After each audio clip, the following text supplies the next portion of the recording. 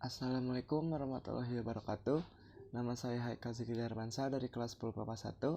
Pada kesempatan kali ini saya akan memaparkan penelitian atau pengamatan saya terhadap sampah di rumah saya selama seminggu terakhir pada tanggal 4 Maret 2021 sampai 10 Maret 2021. Pertama-tama saya akan menjelaskan latar belakang saya membuat penelitian ini, yaitu karena sampah merupakan permasalahan yang tidak lagi asing bagi Indonesia, terlebih lagi dengan sampah plastik ini. Menteri Lingkungan Hidup dan Kehutanan atau LHK menyebutkan data timbunan sampah di tahun 2020 sudah mencapai 67,8 ton. Tingginya angka tersebut memerlukan adanya solusi untuk menghindari peningkatan jumlah penggunaan plastik di Indonesia pada tahun berikutnya. Selanjutnya, tujuan saya melakukan penelitian ini yaitu yang tadi sudah saya sebutkan, bertujuan untuk mengetahui jumlah sampah anorganik yang ada di rumah siswa 10 MIPA 1 setiap harinya dan menemukan solusi dari penggunaan sampah yang berlebih ini. Berikutnya saya akan menunjukkan grafik harian sampah kelas 10 MIPA 1. Di hari pertama ini ada 205,9 gram. Di hari kedua turun menjadi 179,9 gram. Di hari ketiga naik menjadi 201,9 gram. Di hari keempat naik kembali sebesar 249,7 gram. Di hari kelima turun sebesar 179 gram. Di hari ke-6 naik sebesar 218,3 gram. Dan di hari ke-7 turun di angka 180,3 gram. Berikutnya saya akan menjelaskan sampah-sampah yang terdapat di rumah saya selama seminggu pada tanggal 4 Maret sampai 10 Maret. Di hari pertama, yaitu hari Kamis tanggal 4 Maret 2021, berat sampahnya yaitu 52 gram, terdiri dari sampah kardus teh dan botol plastik kemasan susu. Pada hari kedua, di hari Jumat 5 Maret 2021, yaitu sebesar 70 gram, yaitu terdapat plastik kemasan sikat gigi dan botol plastik kemasan susu. Kemudian di hari berikutnya, yaitu Sabtu 6 Maret 2021, yaitu sebesar 74 gram, terdiri dari sampah botol plastik kemasan susu dan botol plastik air mineral. Kemudian pada hari selanjutnya, Minggu 7 Maret 2021, yaitu naik sebesar 77 gram dari 74 gram, terdiri dari botol plastik kemasan susu berjumlah 4 botol. Di hari kelima, yaitu Senin 8 Maret 2021, yaitu turun cukup jauh, beratnya yaitu 21 gram, terdiri dari plastik bekas kemasan keju dan botol plastik.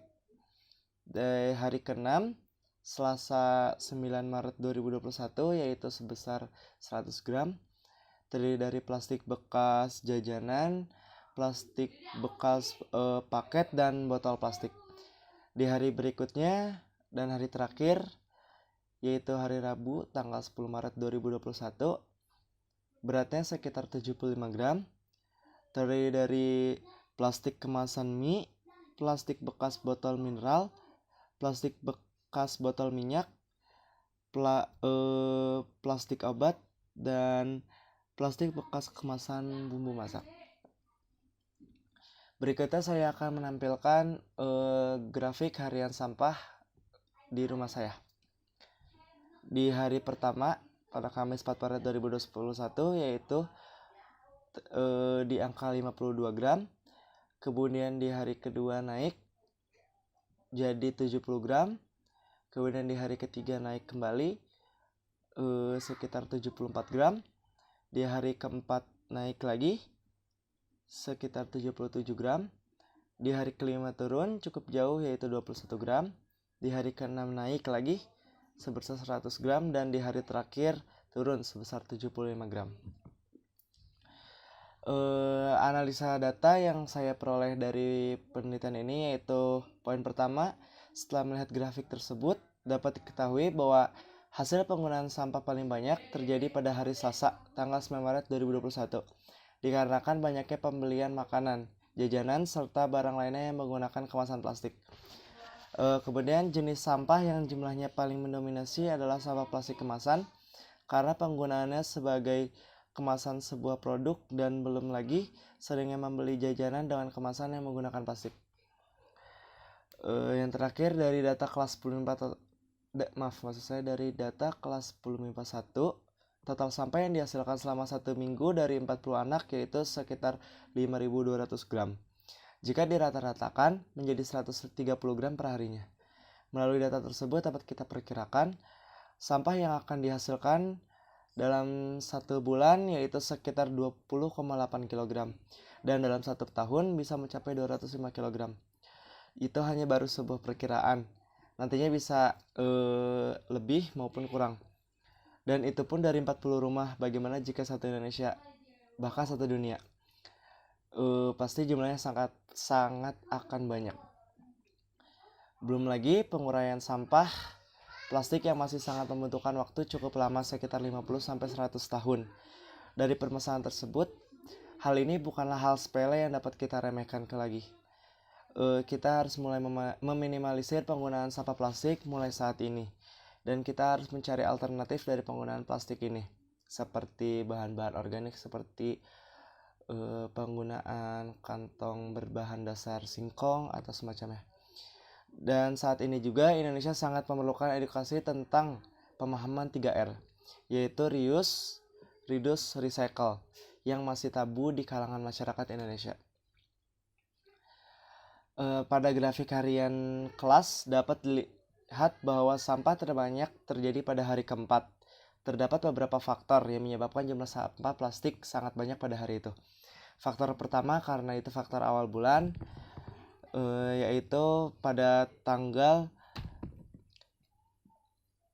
7 Maret 2021. Kebutuhan sehari-hari yang kebanyakan menggunakan plastik habis dan harus dibuang. Faktor kedua yaitu penggunaan susu kemasan yang sangat rutin mengonsumsi susu kemasan sekiranya 3 botol yang dikonsumsi per harinya. Kemudian faktor ketiga yaitu kemasan belanja online, karena di masa pandemi ini kita lebih banyak berbelanja online daripada berbelanja offline.